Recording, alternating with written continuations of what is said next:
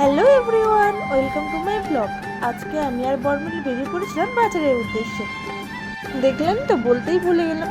আমার তরফ থেকে সবাইকে গুড ইভিনিং। আমি আর বর্মলি বেরিয়ে পড়েছিলাম শপিং মলের উদ্দেশ্যে।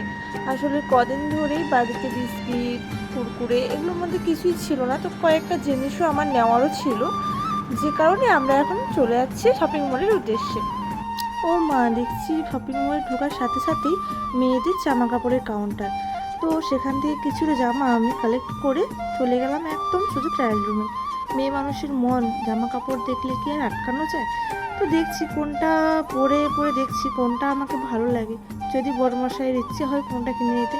ও মা, এভাবে আবার পোজও দিচ্ছি আমি। মানে দেখেছি যারা বড় উন্নত পরিমাণের ইউটিউবাররা খুব সুন্দরভাবে ট্রায়াল রুমে গিয়ে এইভাবে ছবিগুলো তোলে। তো আমি একটু চেষ্টা করলাম আর কি। এরপর ওখান থেকে সোজা চলে এসেছিলাম গ্লসারি আইটেমে, কারণ ওখানে আর কোনো কিছুই আমার নেওয়া হলো না, যা কিছু ট্রায়াল দিয়ে রেখে আবার চলে এলাম এখানে। কারণ বড়মশাই একদমই মন ছিল না দেওয়ার, তাই আমি আর জোর করে নিলাম না। কিছুদিন আগে অনেক শপিং করেছিলাম তো তাই। তো এখানে আমি দেখে নিচ্ছিলাম ড্রাই ফ্রুটস, কিছু বিস্কুট, সাথে কিছু কুরকুরে, যেগুলো অফ টাইমে আমরা বসে খেতে পারি চায়ের সাথে। তো সেরকম আইটেমগুলো আমি একটু দেখে দেখে নিচ্ছিলাম, সাথে আবার দামগুলো দেখে নিচ্ছিলাম, পরে না আবার অস্বস্তিতে পড়তে হয়। তো ঠিকঠাকই ছিল দামগুলো। যাই হোক, জানেন তো আমল বাদাম কতটা উপকারী খাওয়ার।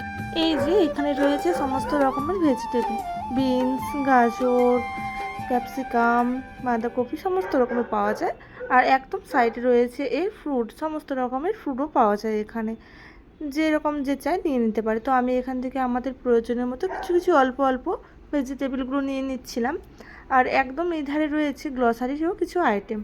আর দেখতেই পারছেন সামনের দিকে রয়েছে জুস, কোল্ড ড্রিঙ্কস, এই সমস্ত কিছু। তা আমি ভাবলাম এগুলো আর আমার নিয়ে কাজ নেই, তো এখন আমার বাড়ি যেতে হবে। যেহেতু আমি এসেছিলাম ইভিনিং টাইমে, তো এখন অনেকটাই রাত হয়ে গেছে, তো এখন পালা বাড়ি যাওয়ার। তো আজকের ব্লগটা এই পর্যন্তই। ভালো লাগলে একটা লাইক, কমেন্ট, শেয়ার করে দেবেন।